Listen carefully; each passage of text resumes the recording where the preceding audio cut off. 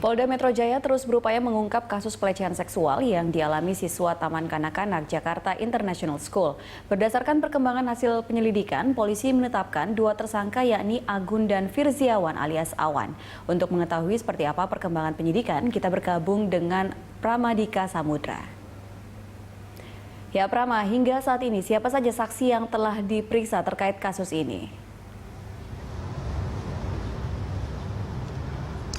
Ya, memang pasca adanya laporan mengenai kasus kekerasan seksual di Jakarta International School, pihak Polda Metro Jaya langsung memeriksa sejumlah saksi terkait dengan kasus tersebut.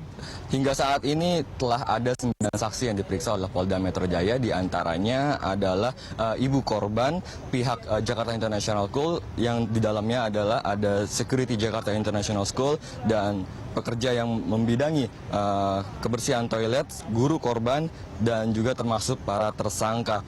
Dan itu dilakukan agar kasus ini dapat adanya titik terang di mana menurut informasi terakhir ada tersangka lain dan juga ada korban lain yang diduga menjadi korban dari pelecehan kasus kekerasan seksual terhadap anak di Jakarta International School. Ami.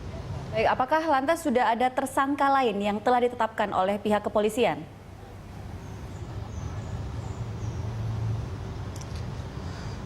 Ya, baik, hingga saat ini memang telah ada dua tersangka ya yang ditetapkan dengan nama Zainal dan Anwar. Namun hingga saat ini masih dalam proses pemeriksaan setelah sebelumnya ada 3 tersangka yang ditetapkan, yaitu yang kami dapatkan di sini namanya adalah Anwar dan juga Fitri Zawan.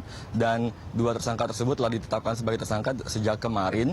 Namun satu tersangka lainnya yaitu seorang wanita ditetapkan sebagai saksi karena tidak ada bukti yang cukup kuat untuk menjadikannya sebagai tersangka. Jadi hingga kini ada 4 tersangka dan hingga saat ini pun Polda Metro Jaya terus melakukan pemeriksaan terhadap 2 tersangka baru ini. Dan memang ini dilakukan karena adanya perkembangan dari laboratorium, pemeriksaan laboratorium yang terdapati adanya bakteri yang sama dari kelamin korban.